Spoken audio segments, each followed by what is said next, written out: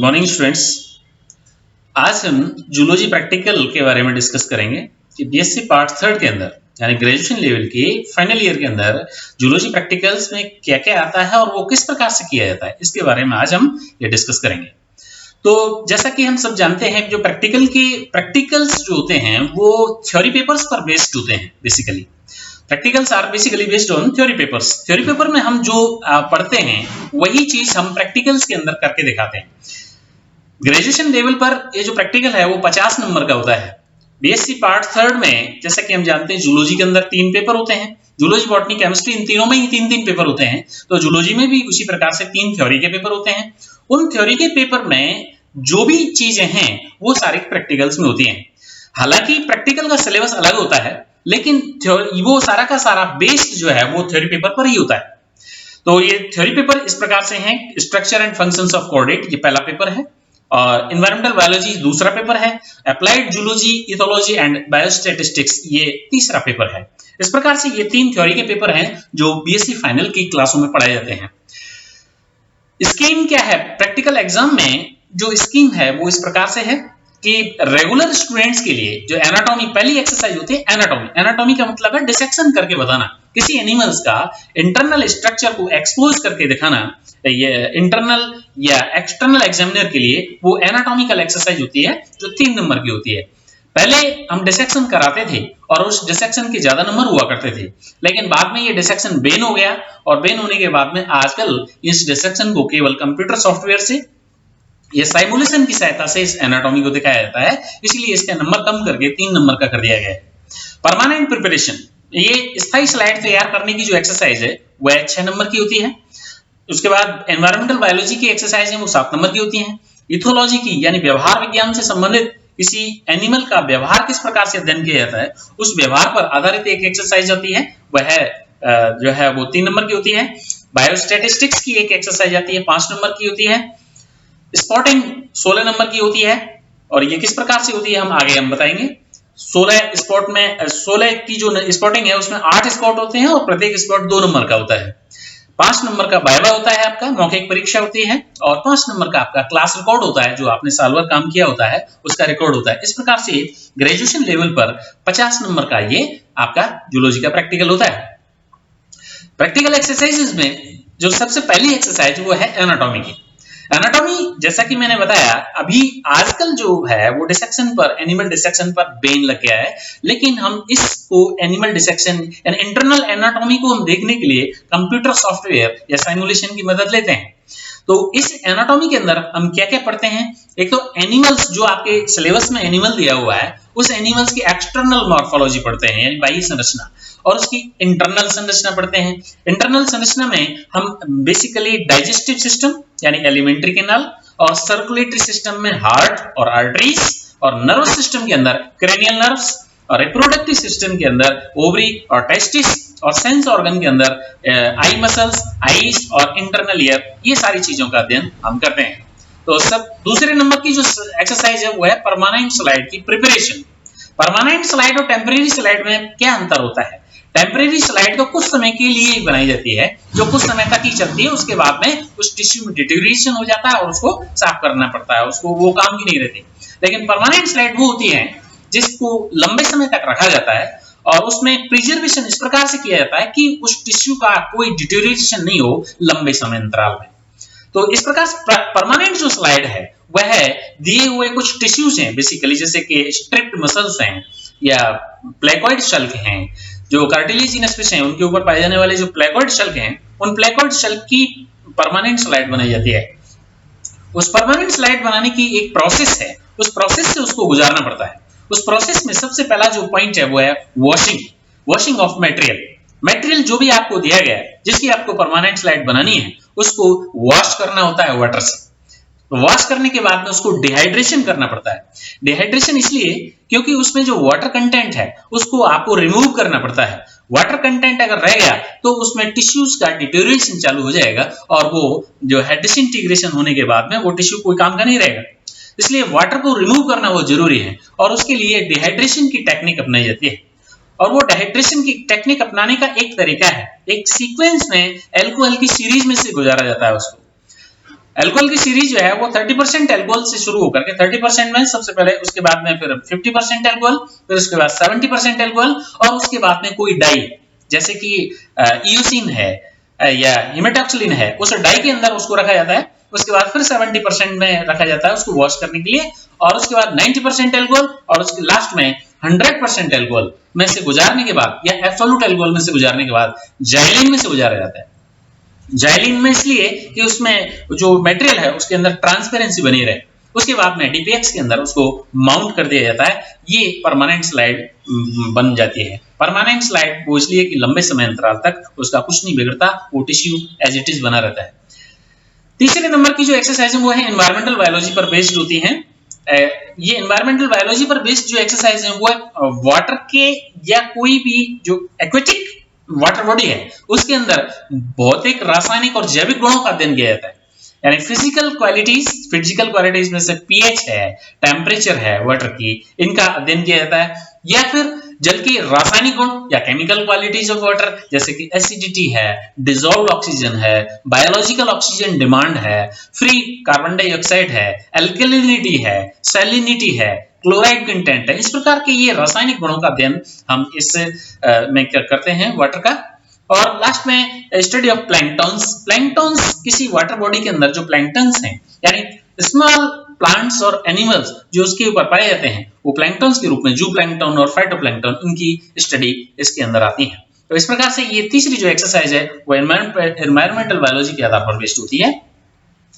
चौथी एक्सरसाइज होती है practical exercise based on the ethology. Ethology यानी एनिमल्स के व्यवहार के ऊपर जो अध्ययन किया जाता है उसे इथोलॉजिकल एक्सरसाइज कहते हैं। एनिमल व्यवहार के अंदर जैसे कि ये 3-4 चीजें पाई जाती हैं। इसमें भंडारण कीट जो होते हैं, स्टोर्ड पेस्ट, उनके व्यवहार का अध्ययन किया जाता है। उसके अंदर ट्राइबोलियम कीट जो है वो मेन होता है।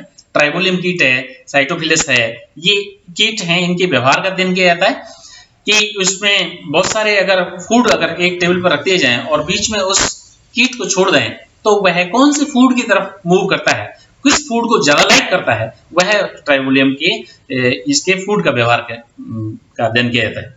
उसके बाद में फोटोनेगेटिव इफेक्ट ऑफ साइटोफिलस कीट। साइटोफिलस जो गेहूं में पाया जाता है उसमें एक तरफ अंधेरा कर दें और एक तरफ उजाला कर दें और बीच में उस कीट को छोड़ दें तो वह किस तरफ मूवमेंट करता है, वह उसका फोटो सेंसिटिव बिहेवियर होता है। तो जनरली वो फोटो नेगेटिव होते हैं, यानी कि अंधेरे की तरफ मूव करते हैं क्योंकि अंधेरे में रहना पसंद करते हैं। और उसके बाद तीसरी एक्सरसाइज होती है कॉकरोच के एंटीना की ग्रूमिंग। कॉकरोच जो होता है उसके लंबे लंबे एंटीना होते हैं। उन एंटीना पर यदि वैसलीन लगा दी जाए तो उस वैसलीन को साफ करने के लिए वो अपने मुंह में से किस प्रकार से गुजारता है, उसको ग्रूमिंग कहते हैं। यानी कॉकरोच का एंटीना के प्रति ग्रूमिंग, वो जो बिहेवियर है उसका अध्ययन किया जाता है। और चौथी या लास्ट में एक किसी भी चिड़ियाघर का विजिट करते हैं कि चिड़ियाघर के अंदर या जू के अंदर एनिमल्स को किस प्रकार से रखा जाता है, उनके खाने पीने की, उनके रहने की सुविधा किस प्रकार से की जाती है और वो किस प्रकार से दिखते हैं, उस पर एक रिपोर्ट तैयार करनी पड़ती है। आपको एक जू का विजिट कराया जाता है, उस पर एक रिपोर्ट तैयार करनी पड़ती है, वो रिपोर्ट आपको सबमिट करनी पड़ती है डिपार्टमेंट के अंदर। तो इस प्रकार से वो एक्सरसाइज आपकी अलग होती है, इथोलॉजी पर ही आधारित होती है। उसके बाद में पांचवी जो एक्सरसाइज है वो है बायोस्टैटिस्टिक्स के आधार पर। बायोस्टैटिस्टिक्स या जिसे जैव सांख्यिकी कहते हैं, उसमें आपको एक सवाल दिया जाता है, उस सवाल को आपको उसको सॉल्व करना होता है। सॉल्व करने के बाद में जो आंसर आता है उसके आधार पर आपको उसमें नंबर दिए जाते हैं। ये 5 नंबर की एक्सरसाइज होती है। इसके अंदर आपको क्या क्या दिया जा सकता है वो इसमें सिलेबस में मौजूद है। इसमें फ्रीक्वेंसी टेबल बनवाई जा सकती है, इसमें बार डायग्राम बनवाए जा सकते हैं। कोई डाटा दे दी जाए और उससे कह दिया जाए आपसे कि उसके बार डायग्राम बनाओ या लाइन डायग्राम बनाओ या हिस्टोग्राम बना करके बताओ या फिर फ्रीक्वेंसी पॉलीगॉन बनाओ या पाई चार्ट बना करके बताओ। तो ये जो है ये रेखा चित्र आपको बनाने को दिए जा सकते हैं। उसके बाद में एक सवाल दिया जा सकता है आपको मीन मीडियन मोड के ऊपर। माध्य, माध्यिका और बहुलक निकालने के लिए आपको डेटा दिए जाएंगे और कहा जाएगा कि इसका ये मीन निकालिए या इसका मीडियन निकालिए या इसका बहुलक या मोड निकालिए, या फिर मानक विचलन और या मानक त्रुटि निकालने के लिए आपको कहा जा सकता है। तो ये जो एक्सरसाइज हैं ये 5 नंबर की होंगी जो बायोस्टैटिस्टिक्स के से रिलेटेड होंगी। उसके बाद में 6ठे नंबर पर आती है स्पॉटिंग। स्पॉटिंग बहुत महत्वपूर्ण होती है क्योंकि स्पॉटिंग आपके पूरे प्रैक्टिकल को डिसाइड करती है कि आप कितने नॉलेज है आपको, वह स्पॉटिंग के द्वारा निर्धारित किया जाता है। स्पॉटिंग का नाम इसलिए कि स्पॉट मतलब जीव जंतुओं का जो आपने अध्ययन कर किया है और उसको एक स्पॉट पर रखते हैं, तो उसको आप पहचान करके उसके बारे में क्या क्या जानते हैं, क्या क्या नॉलेज है आपको उसके बारे में, वो आपको ऑन स्पॉट देनी पड़ती है एक लिमिटेड टाइम के अंदर, उसे स्पॉटिंग कहते हैं। और ये स्पॉटिंग प्राइवेट परीक्षा में थर्ड ईयर के अंदर बेसिकली 8 स्पॉट दिए जाते हैं। प्रत्येक स्पॉट 2-2 नंबर का होता है। स्पॉटिंग की कॉपी अलग होती है और मेन कॉपी अलग दी जाती है। बाकी का काम मेन कॉपी में किया जाता है और स्पॉटिंग का जो काम है वो केवल स्पॉटिंग की कॉपी में किया जाता है। प्रत्येक स्पॉट के लिए आपको 3 मिनट का समय दिया जाता है। 3 मिनट में आपको उस स्पॉट का क्लासिफिकेशन लिखना होता है। सबसे पहले आइडेंटिफिकेशन करना होता है। आइडेंटिफिकेशन बहुत महत्वपूर्ण होता है। अगर आइडेंटिफिकेशन आपका गलत हो गया और बाकी चीजें आपकी सही हैं तो बिल्कुल 0 मिलेगा, क्योंकि आइडेंटिफिकेशन से ही आपकी बाकी की चीजें एसेस होंगी, मूल्यांकन की जाती है उसकी। तो पहचान, उसके बाद में आपका क्लासिफिकेशन लिख सकते हैं उसका। अगर कोई कंप्लीट एनिमल है तो उसका क्लासिफिकेशन लिखते हैं। क्लासिफिकेशन मेनली तो 4 चीजें होती हैं, फाइलम, क्लास, ऑर्डर और उसका जीनस। और उसके बाद उसके विशिष्ट लक्षण, उसके जो स्पेशल कैरेक्टर हैं वो आपको देने पड़ते हैं उसमें। और उसके बाद उसका एक लेबल्ड डायग्राम बनाना पड़ता है। लेबल्ड डायग्राम एक पन्ने पर ये सारा चीज 3 मिनट के अंदर आपको करना पड़ता है। तो ये 3 मिनट के अंदर फिर उसके बाद में आपको शिफ्ट कर दिया जाता है अगले स्पॉट पर। तो वो वहां पर फिर वो 3 मिनट आपको लगाने पड़ते हैं अगले स्पॉट के लिए। तो इस प्रकार से ये 24 मिनट के अंदर आपको 8 स्पॉट करने पड़ते हैं। इसमें जो सबसे इंपॉर्टेंट चीज है वो पहचान है, जैसा कि मैंने अभी बताया। इसी के आधार पर आगे की चीजें आपकी डिसाइड होती हैं कि आपने सही लिखा है या गलत लिखा है। इसमें आधे अधूरे प्राणियों का वर्गीकरण नहीं लिखा जाता, जैसे कि कोई बॉडी पार्ट की टीएस रख दी, कोई स्लाइड रख दी, या कोई लार्वा रख दिया, या कोई एम्ब्रियोनिक स्टेज रख दी, या फिर बोन रख दी। उनका क्लासिफिकेशन नहीं लिखना होता है आपको केवल कंप्लीट एनिमल का ही क्लासिफिकेशन देना होता है। तो इस प्रकार से ये आप ध्यान रखें कि इसमें क्या क्या आपको देना पड़ता है। अब यदि हम सिलेबस की बात करें तो कि स्पॉटिंग में बेसिकली 4 एनिमल आते हैं। 4 एनिमल आते हैं, 2 स्लाइड आती हैं और 2 बोन्स आती हैं। तो 4 एनिमल्स में से आपको स्पेसिमेन में क्या क्या आ सकता है, तो आपके चूंकि कॉर्डेटा आपके सिलेबस में है, इसलिए यूरोकॉर्डेटा से लेकर के मेमेलिया तक के सभी जंतु स्पेसिमेन जो स्पेशल हैं वह आपके सिलेबस में है। स्पेसिमेन में जैसे यूरोकॉर्डेटा है, यूरोकॉर्डेटा जो पहला कॉर्डेटा का पहला सब फाइलम है यूरोकॉर्डेटा, उसमें एसिडिया, साइनोआ और वोटालिस है, साइक्लोस्टोमेटा है, पेट्रोमाइजोन है, एमोसिट लार्वा है, इस पेट्रोमाइजोन का ही होता है, मेक्साइन है, ये इसके अंदर है। पीसीज के अंदर यानी मछली वर्ग के अंदर जाइजिना, स्पिरना, torpedo, काइमीरा, एसिपेंसर, एमिया, लेपिडोस्टियस, लेवियो, Anguilla, क्लेरियास, hippocampus, एक्जोसिटस, इकेनिस, flatfish, Protopterus, ये पीसीज वर्ग के अंदर स्पेसिमेन है।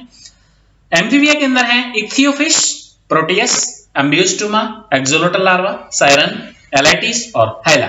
ये एनिमल्स जो हैं वो एम्फीबिया के अंदर है।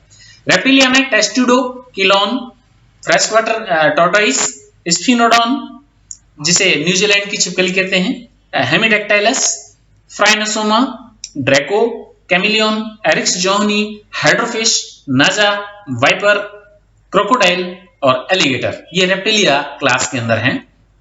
एविस क्लास में है आर्कियोप्टेरिक्स, जिसे फॉसिल कहते हैं, फॉसिलाइज हो गया है जो पक्षी, आर्कियोप्टेरिक्स, ऑस्ट्रिच, पैवोक्रिस्टेटस जिसे मोर कहते हैं, और गोडावन जिसे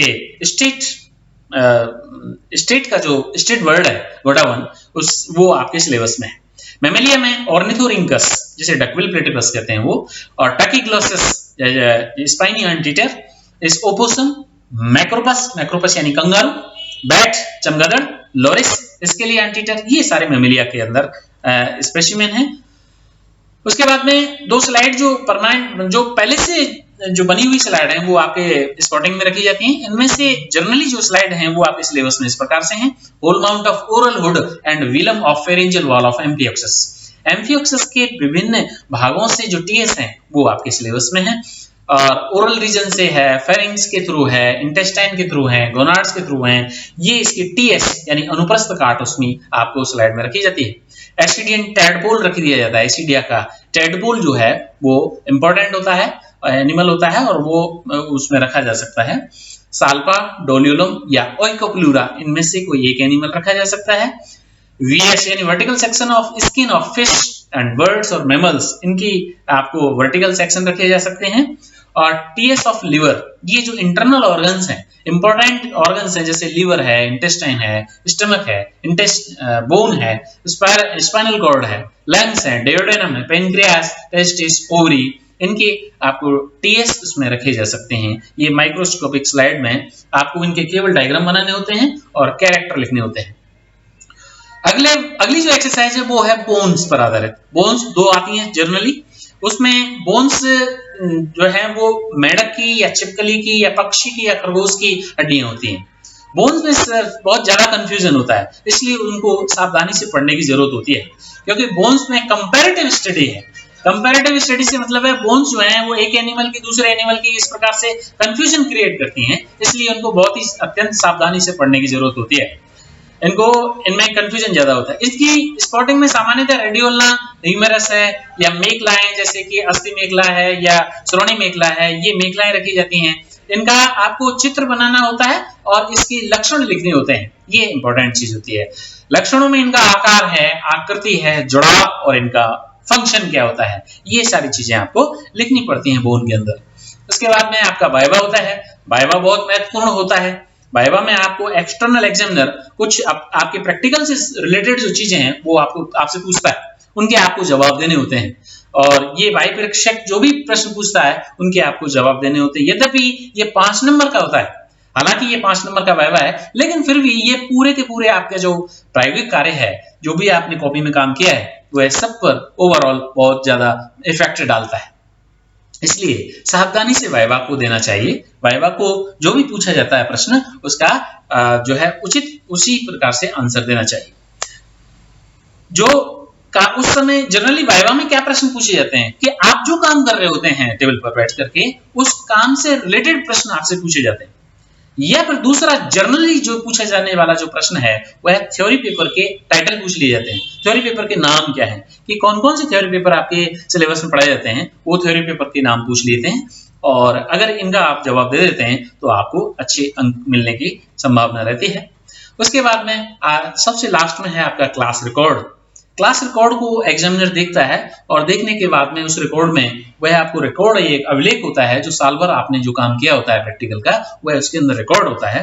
प्रयोगशाला में जैसे जैसे प्रायोगिक कार्य किए जाते हैं, उन कार्यों को उस रिकॉर्ड में लिख करके अपने प्रोफेसरों से समय समय पर चेक कराना पड़ता है, चेक करा लेना चाहिए। हालांकि ये 5 नंबर का होता है, लेकिन फिर भी इसमें पूरे के पूरे प्रैक्टिकल पर इसका बहुत असर पड़ता है। भाई परीक्षक आपका पन्ना पलटते ही ये देख करके पहचान लेता है कि आप कितनी सिंसियरिटी से काम करते हैं, पूरी साल भर आपने किस प्रकार से काम किया है। इसलिए आपका रिकॉर्ड समय पर चेक होना चाहिए ताकि परीक्षा में अच्छे अंक आ सकें। इस प्रकार से ये मैंने आज आपको प्रैक्टिकल्स के बारे में बताया कि प्रैक्टिकल किस प्रकार से करनी चाहिए, क्या क्या आ सकता है और किस प्रकार से ज्यादा नंबर लाने के लिए आपको क्या करना चाहिए। ये this is all about practicals. Thank you very much.